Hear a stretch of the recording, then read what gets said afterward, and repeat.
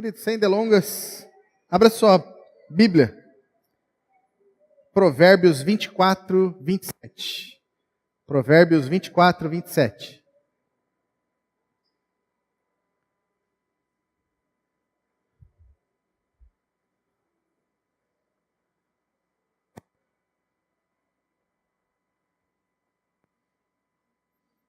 Quem aqui tomou banho hoje para vir à igreja? Amém. Você se arrumou, se aprontou, penteou o cabelo, deixou o pastor com inveja, veio para cá, arrumou, passou um perfuminho, alguns lavaram o carro, se prepararam para estar aqui, não é verdade? Enquanto você estava se preparando, já existia pessoas aqui à tarde, ensaiando louvor, preparando o ambiente espiritual desse lugar. Enquanto você estava, quem sabe, tomando banho, já existia pessoas orando para que você pudesse chegar aqui e encontrar um ambiente espiritual que atendesse, querido, as tuas demandas ou as tuas necessidades. O que eu quero falar hoje aqui com você tem muito a ver com tudo isso. Tem a ver com preparação. Fala comigo assim, preparação. A preparação nos prepara para a ação. A preparação nos prepara para a ação. E eu tenho percebido, querido, que a vida toda é uma preparação. E Deus está o tempo todo nos preparando sempre para algo grande. E o texto de hoje diz assim: prepara os teus trabalhos de fora. Prepara os teus trabalhos de fora. Apronta bem o teu campo e depois edifica a sua casa. Interessante que o texto diz assim: prepara os teus trabalhos de fora. Apronta bem o teu campo. Depois edifica a sua casa. Quando passando por um momento de luta muito grande, eu percebi, querido, que eu estava lutando muito com os inimigos. Interessante que quando você vem em um tempo de luta, você vira o foco da tua vida para as próprias lutas. E você quer a todo custo arrumar as suas lutas. E Deus colocou algo no meu coração. Quando você está no escuro, em um quarto escuro, você briga com a escuridão ou você acende a luz? Interessante, querido, que nós perdemos a lógica dentro de lutas espirituais. Nós sabemos que nós estamos passando por lutas espirituais. Mas mesmo sabendo que nós estamos passando por lutas espirituais, nós nos voltamos aos nossos inimigos e só lutamos contra os inimigos, só lutamos contra os inimigos, só lutamos contra os inimigos. E aquilo vai nos desgastando, aquilo vai nos esvaindo emocionalmente, aquilo vai detonando o nosso sistema neurológico, porque você fica fraco de pensamento. A todo tempo você começa a receber ataques de todos os lados, a todo momento, principalmente no final das tardes. E nos momentos em que você deita a cama. Os momentos onde nós somos mais atacados. Os momentos onde nós somos mais atacados. E muitas vezes, querido, nós temos alguns tipos de sentimento que são verdadeiros, mas que vêm de situações mentirosas. Você recebe algum tipo de acusação, e a acusação ela vem com uma base verdadeira, de algo que você tenha feito. Você conversou com a vizinha, um exemplo. Você conversou com a vizinha, e você contou alguma mentira para ela. Não é verdade que você contou alguma mentira para ela, mas é verdade que você conversou com ela. Então, em cima daquele fato verdadeiro, vem uma acusação, dizendo que você mentiu. E causa-se um sentimento verdadeiro em você. E você começa a lutar. Será que eu sou mentiroso? Será que eu não sou? Será que eu falei? Será que eu não falei? De repente eu me pego lutando contra o inimigo. E eu paro de acender a luz. Vê se você consegue me entender, querido. Eu paro de acender a luz, eu fico lutando na escuridão contra aquelas mentiras que vieram na minha direção, dizendo para mim que eu não sou filho, dizendo para mim que eu sou um mentiroso, que eu sou isso, que eu sou aquilo outro. E eu fico lutando contra as mentiras, contra as trevas, e esqueço de acender a luz.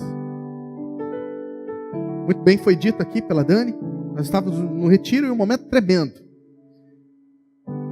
E o Espírito Santo começou a se mover ali. E o Espírito Santo foi e pegou a minha irmãzinha. A minha irmãzinha trouxe uma palavra para mim, de Jeremias, dizendo que existiam muitos inimigos no vale, mas que o povo de Deus virou as costas e subiu o monte. Quando eles subiram o monte, eles cortaram as árvores. E no momento que ela falou, ela não precisou nem me explicar. Há tempos, preste atenção no que eu vou te dizer, querido. Há tempos de enfrentar os inimigos. E há tempo de virar as costas para o vale e subir os montes. Isso fala de ir para a presença de Deus. Muitas vezes, querido, nós estamos querendo resolver as coisas de forma humana. Querendo resolver no argumento, no bate-boca. Querendo explicar o porquê disso, o porquê daquilo. Mas chega um tempo onde Deus chama a tua atenção e fala: volte para o monte. E ali ele diz assim, eles voltando para o monte, subindo o monte, eles cortaram as árvores. E estava dizendo ali, cortar as árvores, fala de trabalhar. Faça esse movimento aqui comigo. Vamos trabalhar. Nós vamos trabalhar. Chegou o tempo, querido, de parar de lutar com as trevas e acender a luz. Chegou o tempo na sua vida, querido, de acender a luz. Queridos, preste atenção. Quando me veio essa revelação, eu pensei, quando você coloca a luz, as trevas não permanecem. O que eu estou tentando fazer lutando com as trevas? Eu não preciso lutar com as trevas. Eu preciso acender a luz. Queridos, quando nós se aproximamos de Jesus, quando nós vamos na direção dele, Satanás e os seus demônios, os nossos verdadeiros inimigos, eles não podem prevalecer contra as nossas vidas. Aquilo que assolava eu e você, que assolava a sua família, que assolava o teu trabalho, não pode permanecer, uma vez que nós se aproximamos da luz chamada Jesus. O que tem assolado você, querido? O que tem te levado a uma depressão? O que tem te levado a uma angústia? A uma falta de ânimo? Deixa eu te dizer uma coisa. Prepara os teus trabalhos de fora. Chegou o tempo de trabalhar. Chegou o tempo de ir para Jesus, querido. Chegou o tempo de subir o monte. Chega, querido, de ficar discutindo situações que não edificam. Não existe edificação, querido, antes de trabalho. Não existe edificação sem corte de árvores. E não existe corte de árvores sem estarmos no monte. Nós precisamos subir ao monte para a presença de Deus. Quem aqui está me entendendo? E ele diz assim: prepara os teus trabalhos. Prepara. Se prepara. Sem preparação, querido, não há ação que sustente. Você deve já ter percebido, já foi feito já uma pesquisa científica sobre isso. De cada 10 pessoas que acertam na Mega Sena, somente 2 permanecem com as riquezas. Você consegue entender o porquê? Porque essas pessoas, por mais que elas quisessem ganhar na Mega Sena, por mais que elas quisessem ficar ricas, elas nunca se prepararam. A preparação, querido, faz todo sentido na nossa vida para aquilo que Deus tem querido nos entregar. Mas Deus, Ele é tão amor, Ele é tão Deus, que Ele não nos entrega coisas sem antes nos preparar. A preparação prepara para uma ação. A preparação prepara para uma ação. Tudo é uma preparação, querido. O ser humano tem um padrão de preparação. O ser humano, ele tem um padrão de preparação. Então, estou olhando aqui agora para minha irmãzinha que é coach. O que é preciso para ser coach? Existem algumas funções sistemáticas, alguns cursos que você precisa fazer para que você chegue até uma formação de coach e comece a ajudar as pessoas a ter melhores resultados. Para você ser um pastor, naturalmente, de forma humana falando, o que você precisa? Você precisa, basicamente, ler a Bíblia, né? Tem pastor que quer ser pastor sem nunca ter lido a Bíblia. Você precisa ler a Bíblia, você precisa fazer os cursos, você precisa se envolver com a sua igreja, você precisa fazer um curso de teologia, se formar nesse curso de teologia, servir a sua igreja, ser reconhecido pelos seus irmãos, ser reconhecido pelo pastor da igreja, e assim você se torna um pastor. Quando você abraça uma causa, quando você abraça um ministério, as pessoas todas reconhecem, não tem mais como segurar. Os céus estão reconhecendo, as pessoas estão reconhecendo, o pastor está reconhecendo, a família dessa pessoa está reconhecendo, não tem mais como segurar. Essa pessoa, os céus estão declarando que ela é um pastor. Mas essa é a forma natural, humana, de como se alcançar algumas coisas. Mas, queridos, nesse tempo, eu descobri que Deus, ele também trabalha de forma sobrenatural nas suas preparações. E eu comecei a perceber isso na vida do pastor Luciano Subirá. Eu não sei se vocês conhecem esse pastor. É um pastor de renome no Brasil e que em breve vai estar aqui em Paranavaí. Eu peço para que você faça o esforço e vá lá ser edificado da vida desse homem. Eu fui um aluno da faculdade de teologia onde ele deu aula. Mas preste atenção, querido. Esse homem, o pastor Luciano Subirá, ele nunca fez uma faculdade de teologia. Então existem métodos em Deus, de forma sobrenatural, que capacitam algumas pessoas e levam elas a ser aquilo que talvez elas nem esperavam ser. O pastor Luciano Subirá, ele é professor de várias faculdades de teologia, sem nunca ter feito uma faculdade de teologia. Você consegue entender isso? Existem alguns tipos de preparação da parte de Deus que é sobrenatural, que não faz parte do natural, é sobrenatural. E o pastor Luciano Subirá é uma dessas pessoas. Abre sua Bíblia lá comigo em 1 Reis 19:19. Alguns tipos de preparação que vêm da parte de Deus e que com a mente lógica nós não conseguimos entender. Preste atenção no que aconteceu no chamado de Eliseu. Antes de eu ler aqui, preste atenção em mim. Não leia agora. Olha aqui para mim. Elias era um profeta, um grande profeta. E ele tinha uma escola de profetas, com vários profetas que ele mesmo treinava. Profetas que falavam a língua dele. Profetas que ele conhecia o potencial, que conhecia a capacidade de cada um daqueles profetas. Ponto. Leia comigo aqui. Partiu, pois, Elias dali e achou Eliseu, filho de Safate, que andava lavrando com 12 juntas de bois adiante dele. Estando ele com a 12ª, chegando-se Elias a Eliseu, lançou a capa sobre ele. 20. Então, deixando os bois, correu após Elias e disse: deixa-me beijar a meu pai e a minha mãe, e então te seguirei. Respondeu-lhe Elias: vai e volta, pois que te fiz eu. 21. Voltou, pois, e de o seguir, tomou a junta de bois e os matou, e com os aparelhos dos bois cozeu a carne. Quer dizer, ele fez um churrasco. E a deu ao povo, e comeram. Então se levantou e seguiu Elias e o servia. Queridos, preste atenção a uma coisa. Nas preparações da parte de Deus, que muitas vezes eu e você não entendemos. Enquanto Elias sentava com um grupo de homens muito interessados em profecias, existia um homem em um certo lugar, arando a terra com algumas juntas de bois. Você consegue imaginar qual era a visão desse homem durante o longo do seu dia? Com todo respeito, um traseiro de boi. Ele ficava andando atrás do boi o dia inteiro, para lá e para cá, para lá e para cá. E sabe o que estava acontecendo nesse exato momento? Deus estava preparando Eliseu para algo muito, muito, muito, muito grande. Certamente aqueles homens que estavam sentados ali, escutando na escola de profetas de Elias, diziam: eu vou preceder Elias, eu vou andar junto com esse homem e vou ser um homem grande sobre Israel.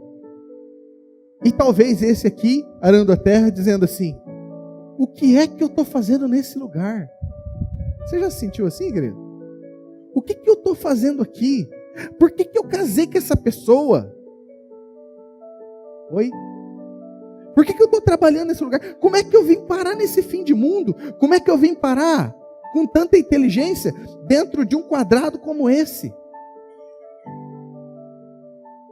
Como é que eu fui me formar em tal lugar e vim parar dentro desse cubículo? Mas enquanto isso, Deus estava preparando Eliseu. Queridos, o que você tem vivido e que você tem achado assim: o que é que eu estou fazendo da minha vida? Deixa eu te dizer uma coisa. Deus está preparando você aí, onde você está. Nos lugares de trabalho por onde você anda, com as pessoas com quem você conversa, nada é por acaso. Deus está preparando você para algo muito grande. Nada é por acaso, querido. Nada é por acaso.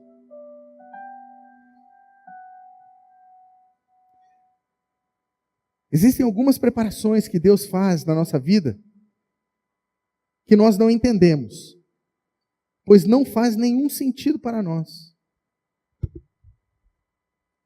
Pois dentro da lógica humana não fecha a conta. Não fecha a conta. Eu tenho um amigo, querido, que foi por 6 vezes internado em um centro de recuperação. E talvez esse amigo pensasse: o que é que eu estou fazendo aqui? Lá dentro daquela casa de recuperação, ele servia as pessoas na cozinha. E talvez ele falava: Deus, o que eu estou fazendo nesse lugar? Minha família não acredita mais em mim. Meus parentes não acreditam mais em mim. Eu mesmo já não acredito mais em mim. Eu sou um desgraçado. E a voz de Deus veio e falou: tu és um filho muito agraciado. Eu tenho prazer em você. Depois daquela palavra, ele volta para a cozinha para descascar batata. Deus, o que é que eu estou fazendo neste lugar? O que Deus estava fazendo com ele? Hoje muitos de nós almoçamos lá na cantina da mama. Alguém que começou dentro de uma casa de recuperação. Quem sabe o que você está vivendo hoje, você fala assim: para que serve isso aqui? Hoje eu tive o privilégio, estou fazendo aniversário de casamento hoje. E hoje o casal levou a gente para almoçar lá na Dona Costela. Rapaz, bom, hein? E eu entrei lá na Dona Costela, querido, tudo limpinho, tudo organizadinho. Aquela costela maciazinha, saindo aquela fumacinha. Limpa a baba aí. Aquele arrozinho soltinho, aquela maionezinha bem temperada. Rapaz, que delícia. Tem pão com costela desfiada naquele lugar. E, queridos, uma excelência, sabe? Fica se babando. As pessoas atendendo a gente com atenção. Que lugar gostoso. Pequeno. Talvez, quem sabe, passe pela cabeça da pessoa: o que eu estou fazendo aqui? Se prepara, Dona Costela. Você vai ser muito grande ainda. Porque aquilo é só uma preparação. É só uma preparação. E todos vocês, queridos, daquilo que vocês fazem, Deus está fazendo coisas grandes dentro de você. Está preparando você para que você receba as coisas grandes. Se você for fiel no pouco, o que Ele mesmo disse que vai fazer? Sobre o muito vai te colocar. Você pega isso para você? E por que Deus faz isso? Porque qualquer pessoa que recebe algo grande sem estar preparado, ele perde. Queridos, Gideão, não vou pedir para você abrir porque você conhece a história. Gideão diz que ele estava malhando trigo no lagar, fazendo a coisa certa no lugar errado, ou estando no lugar certo fazendo a coisa errada. Você pode escolher o que você bem quiser.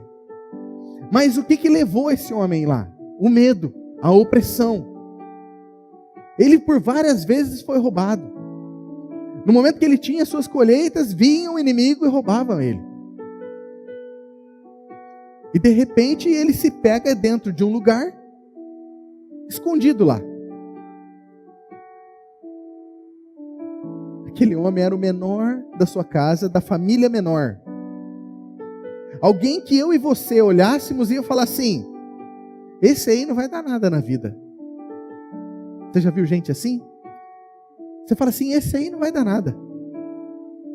E ele lá fazendo o trabalho dele, malhando trigo no lagar. Deus se apresenta para ele, para chamar ele como o comandante do seu exército.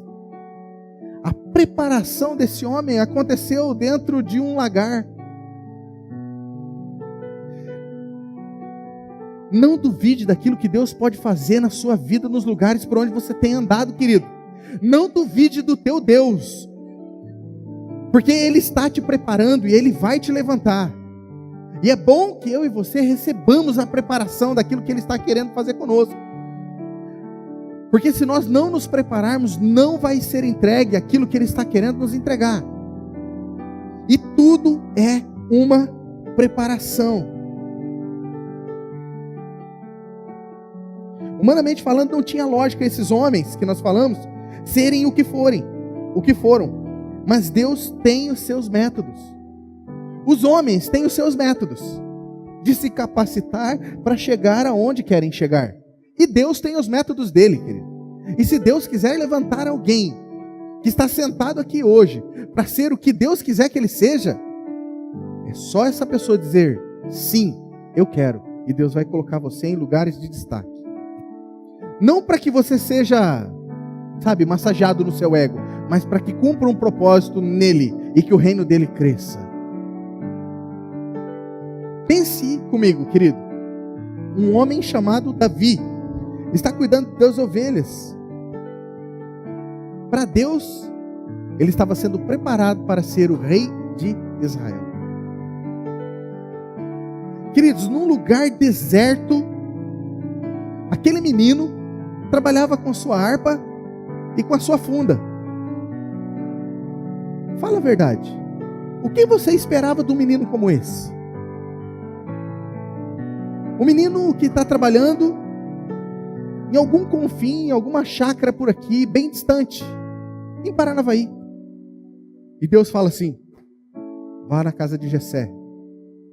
Unja aquele menino porque eu quero que ele seja presidente do Brasil. Deus tem os seus métodos. Não desconfie daquilo que Deus pode fazer na sua vida. Olha só. Eu era, querido, um lutador de jiu-jitsu. E eu me via de kimono, dando aulas para a polícia até ficar velhinho, perder os cabelos e tal.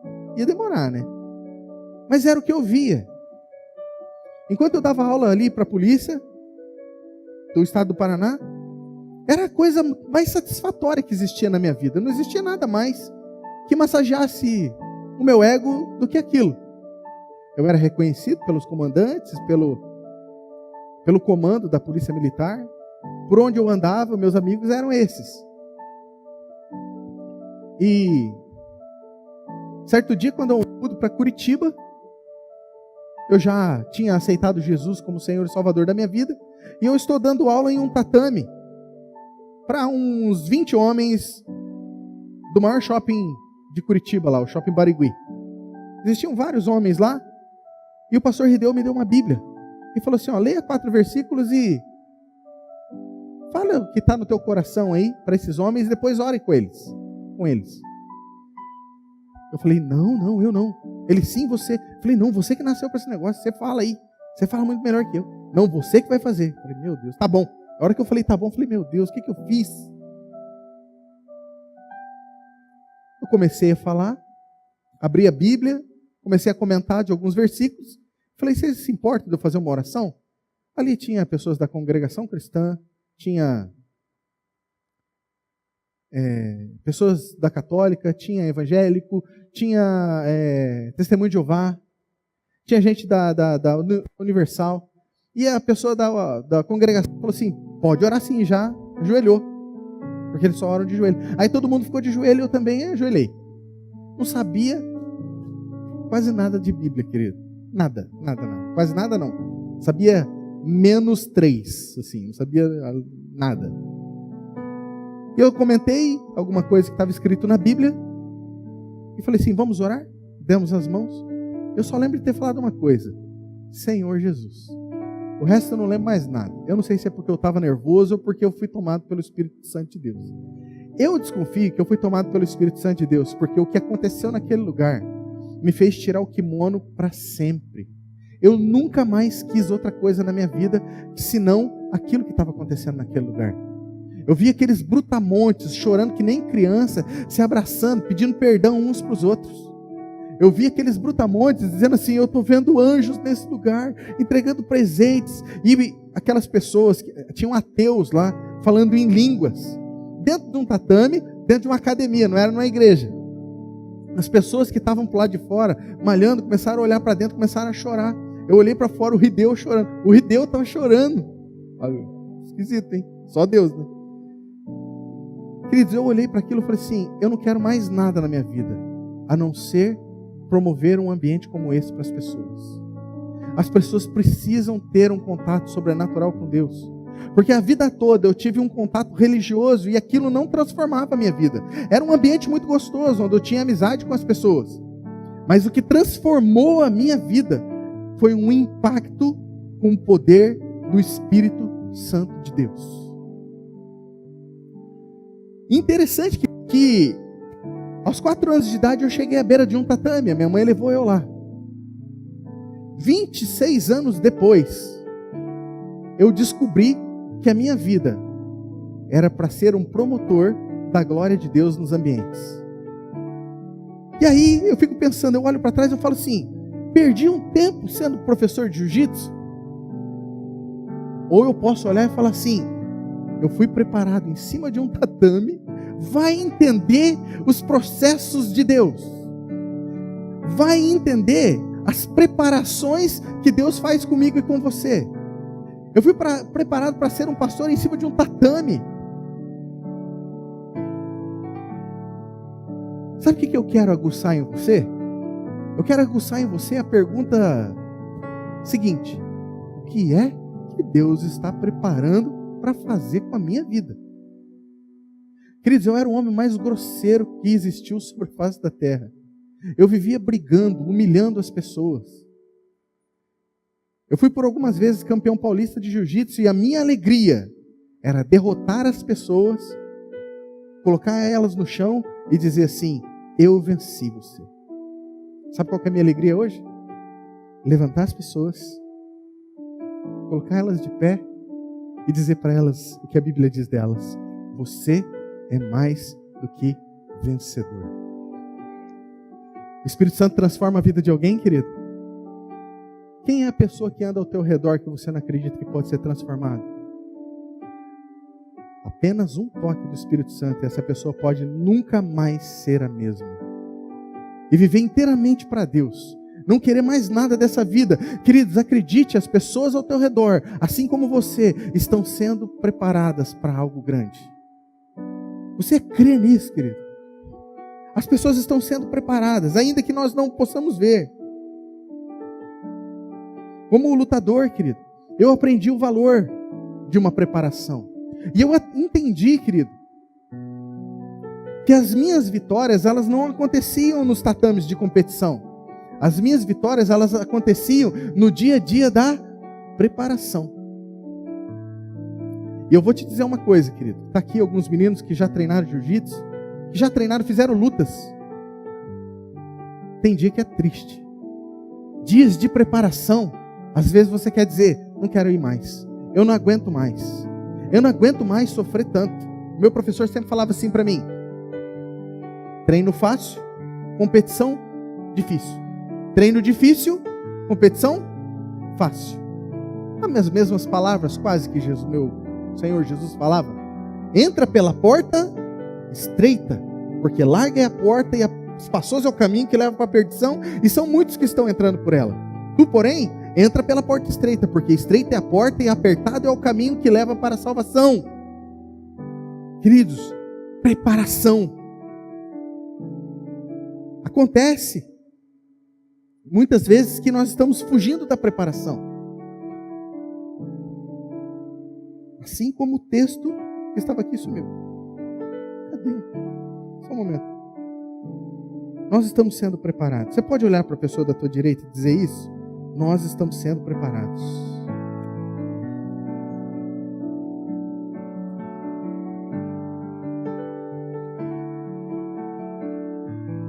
Tudo é uma questão de preparação, querido. E nós não devemos fugir. Preste atenção nisso. Nós não devemos fugir das preparações que Deus prepara para nós. Abra sua Bíblia lá comigo em 2 Reis 13, 14. 2 Reis 13, 14 até o 19.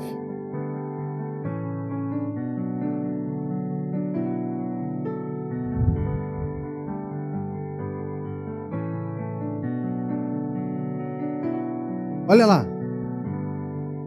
Estando Eliseu doente da enfermidade que morreu, Joás, o rei de Israel, desceu a ele e chorando sobre ele exclamou: meu pai, carros de Israel e seus cavaleiros.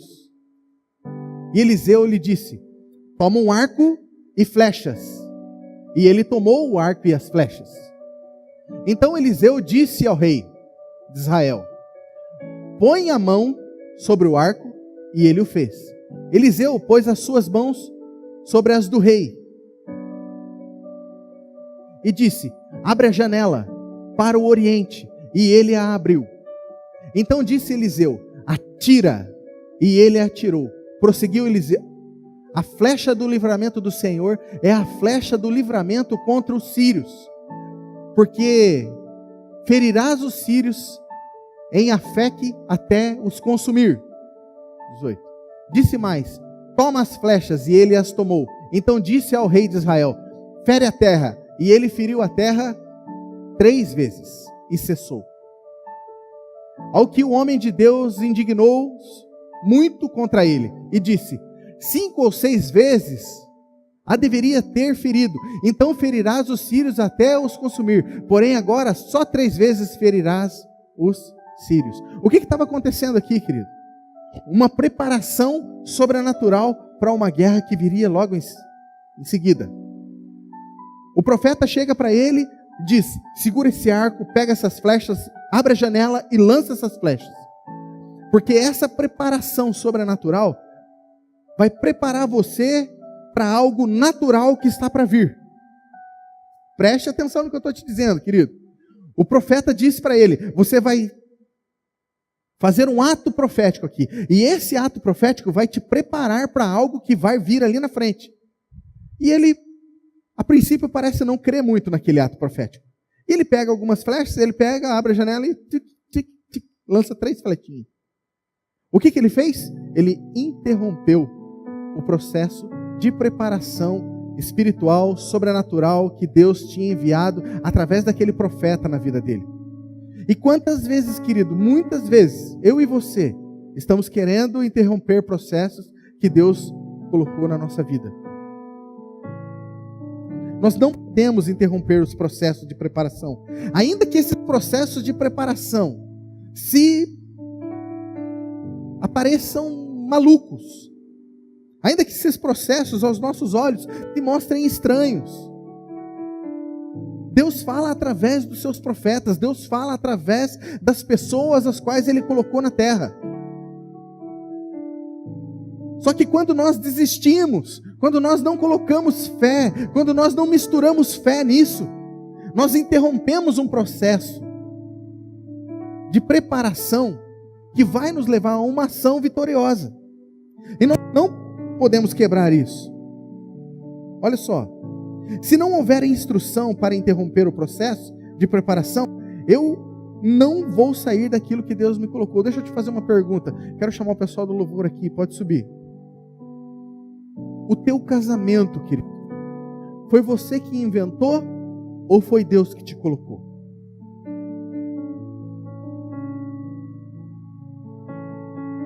Porque se foi Deus que te colocou, não seja maluco de sair daí. Quem aqui está me escutando? Quem é casado aqui que está me escutando? Se o teu casamento é do céu, querido, não se meta em querer quebrar aquilo que o céu uniu. Deixa eu te fazer outra pergunta. A tua família, os teus filhos, são de Deus?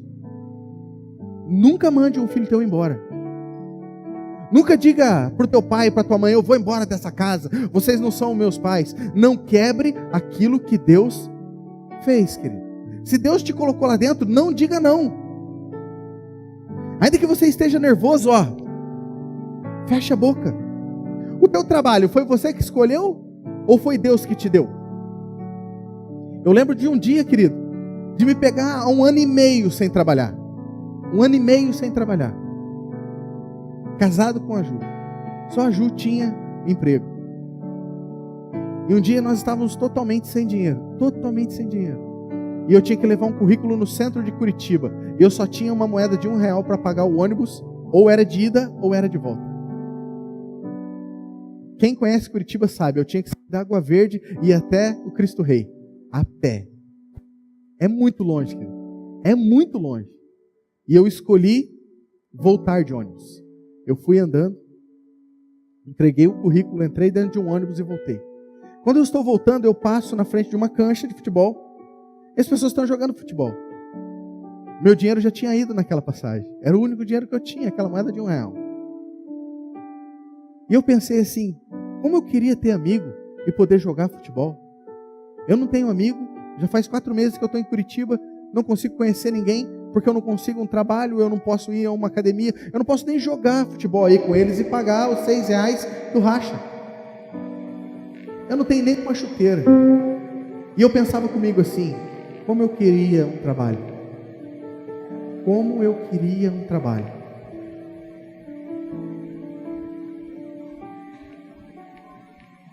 Até que apareceu um trabalho para eu ganhar R$370, o meu aluguel era de 400.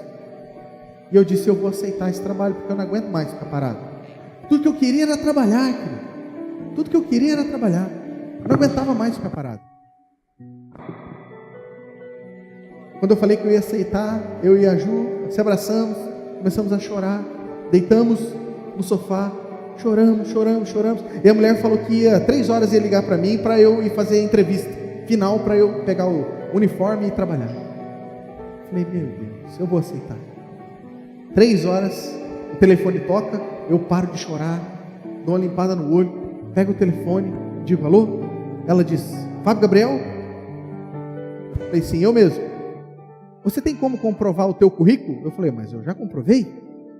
Que papo esquisito é esse? Ela, não, porque aqui é da empresa Gocil, e nós queremos contratar você para trabalhar no Shopping Barigui, para você ganhar R$820.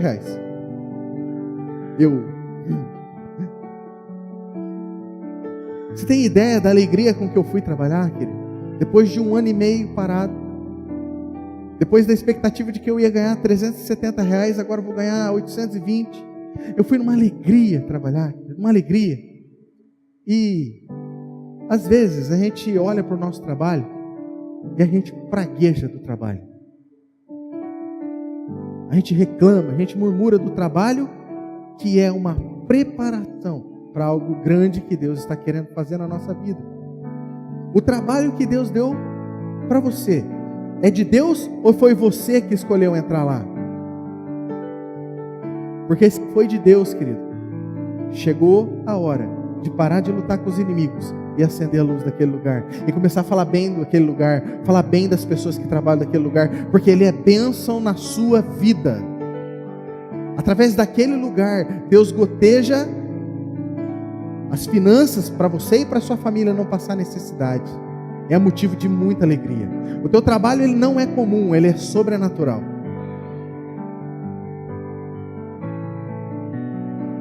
Diga assim, eu não vou sair do meu casamento. Eu não vou sair do meu trabalho.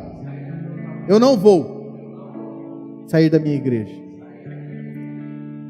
A igreja que Deus colocou você, foi Deus que colocou ou você que quis entrar? Não saia, querido, daquilo que Deus te colocou. Diga assim comigo: eu não vou interromper os processos de preparação.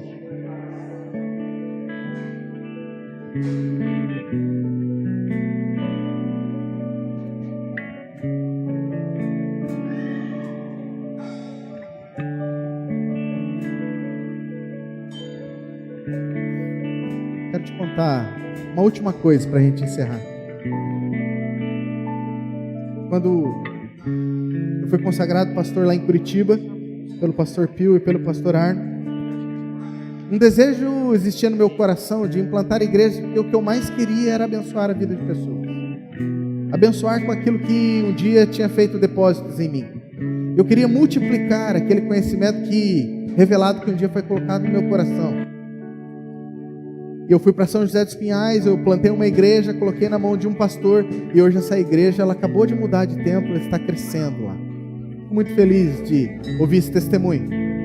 E Deus um dia colocou no meu coração que eu queria sair daquela cidade, e eu queria ser um pastor em algum lugar que Deus quisesse. E eu comecei a reunir com algumas pessoas, eu falei: Deus, eu quero ser uma bênção nos lugares onde o Senhor me mandar. Eu quero abençoar o máximo de vidas que eu puder. Senhor, para onde o Senhor quer me mandar? Naquele fim de ano, teve umas férias, o Maurício e a Agnes vieram passear aqui em Graciosa, onde eles têm parentes. Eles começaram a andar por aqui e disseram assim: Fábio, tem muitos jovens se perdendo naquele lugar. Por que você não planta uma igreja naquele lugar? Eu falei: como que é o nome da cidade? Ele falou assim: Paranavaí. Aquele nome entrou que nem uma flecha no meu coração. Eu não sabia o porquê, querido. Eu falei assim: eu preciso ir para esse lugar, eu preciso morar nesse lugar. Eu não fazia a mínima ideia daquilo que Deus tinha preparado para mim aqui. Só sei que algumas pessoas foram agregando, o pastor Rideu e a pastora Kelly chegaram para mim: nós entendemos da parte de Deus que é para a gente andar com você por onde a gente for. Eu falei assim: então se acalma. Falei com o Maurício e com a Agnes. Estavam muito bem empregados naquele lugar. O Maurício é formado em publicidade, ele trabalhava numa das maiores empresas de publicidade de Curitiba. E uma das maiores empresas de publicidade em Curitiba, a gente está falando de uma das maiores empresas de publicidade do Brasil. E eu desafiei o Maurício, eu falei assim: se eu for para lá, você vai comigo para ser o pastor de jovens daquele lugar? E ele falou assim: vou. Eu falei assim: meu Deus, você vai largar teu emprego? Você é seu louco. Ele falou: vou. Mas e a Agnes? A Agnes, que era personal trainer, falou: eu também vou. Falei: meu Deus, que loucura. Será que é para isso que Deus está preparando a gente? Aí vem o maluco do Caio e da Cláudia. Mais 2 loucos. Nós vamos também. Vamos colocar a mala nas costas e nós vamos para lá. Caio, nós não conhecemos nada lá. Nós tivemos uma experiência sobrenatural que a gente nunca mais esquece, né, Caio? Nós fomos orar, querido. Eu vou contar para você, se você quiser acreditar, você acredita, se você não quiser, você não acredita, não tem importância. Nós começamos a orar, querido, e nós saímos de Curitiba e viemos andar nas ruas de Paranavaí. Nós fomos arrebatados nos nossos sentidos, não sei se no corpo, não sei se fora dele, eu não sei dizer.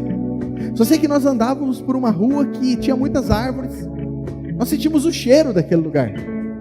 E de repente, quando nós falamos amém, a gente olhou um para a cara do outro. Falei assim: eu quero testemunhar uma coisa para você, Caio. Eu estava andando por uma rua, e eu comecei a falar, ele falou assim: e a rua era assim, assim, assim. Eu falei assim: a rua era exatamente desse jeito, e tinha umas árvores que caíam assim, exatamente. E começamos a trocar ideia.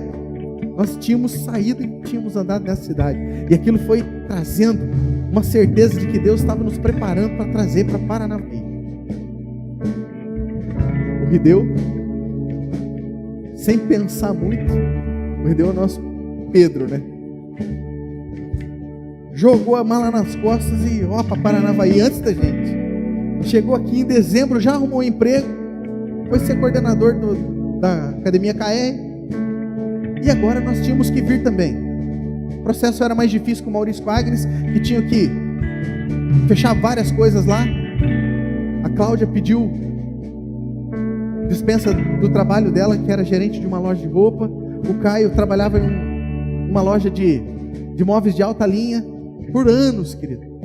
Pediu a conta sem esperar a conta, sem esperar, sabe, fazer acerto. Deus abençoou de forma poderosa. De repente, a gente vem com aquele baita caminhão com as duas mudanças, a minha e a dele. O caminhão na estrada assim, ó, 40, 60 por hora, e a gente com aquele negócio no coração. Eu sei que Deus tem algo grande para nós naquele lugar. Eu sei que Deus tem pessoas que nós vamos abençoar naquele lugar. Queridos, a gente não tinha nada além da promessa. A gente não conhecia a cidade. A primeira vez que eu pisei na cidade, eu pisei na calçada da casa que nós alugamos pela internet. Eu nem sabia se o bairro era bom, se o bairro era ruim. Eu só sabia que Deus queria que nós estivéssemos aqui.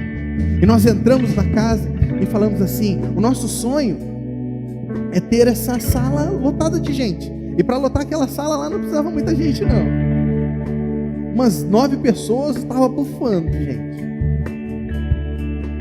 E aquela sala, em breve, em 2 meses, ela se encheu. E aí o nosso sonho era encher aquela garaginha. Umas 20 pessoas, 25 pessoas, enchia a garaginha. E um dia nós estávamos lá naquela garagem. Várias pessoas chegaram naquela garagem. Nós conhecemos várias pessoas lá. Inclusive o Clóvis e a Angélica nós conhecemos lá naquela garagem. Mas o Fábio Clay, ele tem uma história para contar bem rapidinho. Fábio, vem cá. O Fábio Clay, ele chegou lá. Conta, Deus. Eu tinha acabado de chegar de Curitiba e daí minha mãe tinha saído de uma igreja e tinha ido visitar a casa lá. Daí quando eu cheguei lá no lugar, esse cara era louco, porque a garagem toda decorada, com um monte de versículo. Eles tinham uma TV que projetavam tudo que eles estavam cantando no louvor. Eles filmavam, eles pregavam assim no microfone, não tinha ninguém lá, às vezes estava só eu e minha mãe. E eu chegava em casa assim: mãe, esse pessoal é meio louco, porque não tem ninguém, olha as coisas que eles fazem aqui e tal. E daí de repente a gente achou uma prima minha, ela veio para Paranavaí, chegou lá no primeiro dia, caiu lá. Meu Deus, gente, o que acontece nessa garagem? Não tem ninguém, a menina caiu. Oram pela menina e transforma. E toda vez eles tinham uma coisa nova para contar e eles falavam assim, como se tivesse um monte de gente. Então eles chegavam no lugar lá assim: não, porque Deus fez isso, porque Deus fez aquilo. Eu falei: gente, só tenho eu e minha mãe aqui, fala aqui pra gente aqui, ó. E eles faziam isso. Daí muda, vai lá pro hotel. Chegou no hotel, coisa melhor, e daí tem bolachinha, tem não sei o quê, fazem aniversário, fizeram um retiro. No retiro acho que tinha 3 pessoas de fora, era só eles o retiro deles.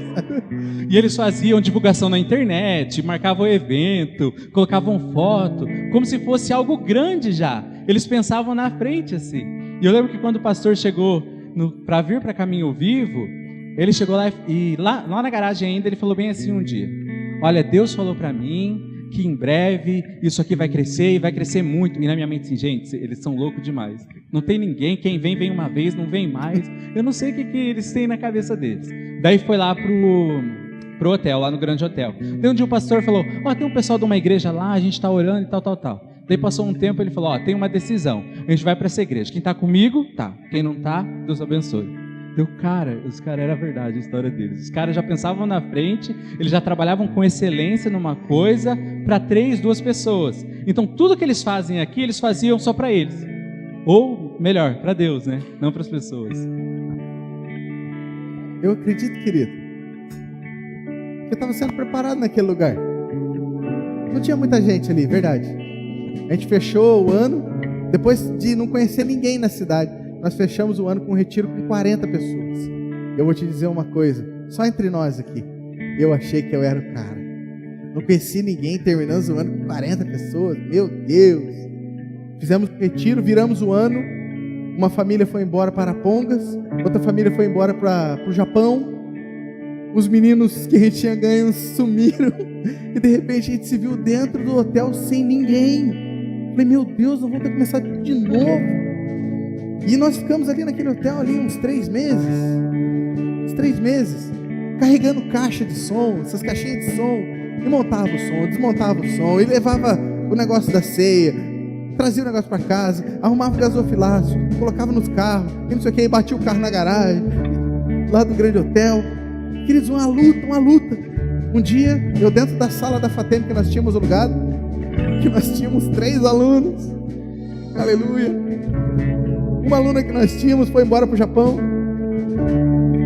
Eu dentro daquela sala pensando assim, Deus, fiz tudo errado? Eu escutei tudo errado? O desejo que eu tenho aqui é de abençoar pessoas. O que é que eu fiz de errado? Deus colocou uma história bíblica no meu coração. Mostrou Moisés sendo preparado no Egito, depois foi levado para um lugar de muita escassez com o sogro dele, o Jetro. E ele estava cuidando daquelas ovelhinhas ali.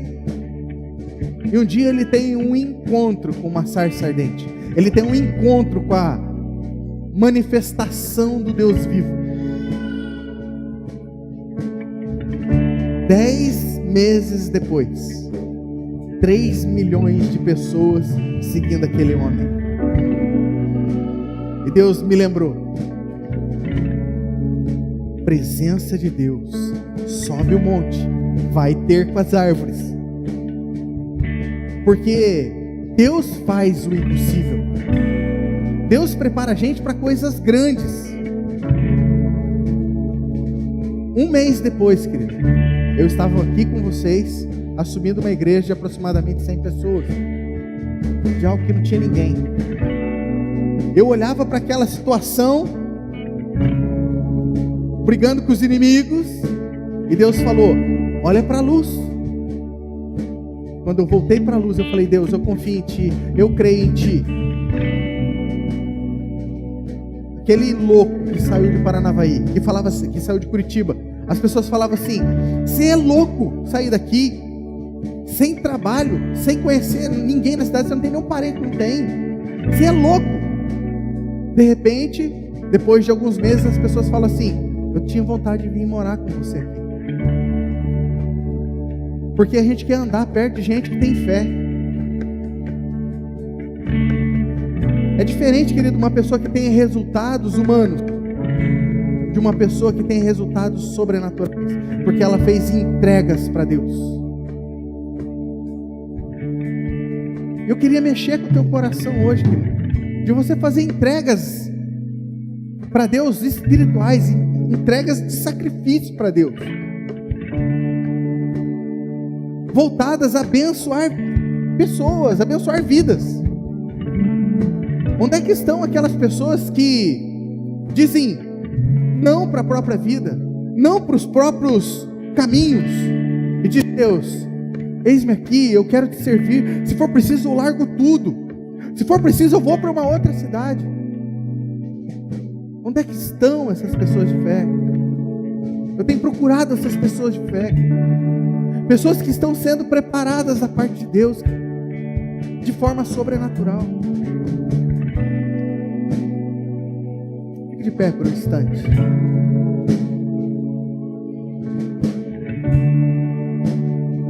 Eu quero que você olhe ao teu redor, que você vire a tua cabeça, querido. Há 3 anos, mais ou menos, quando eu estava nessa mesma posição onde eu estou aqui, eu olhava e via várias cadeiras vazias.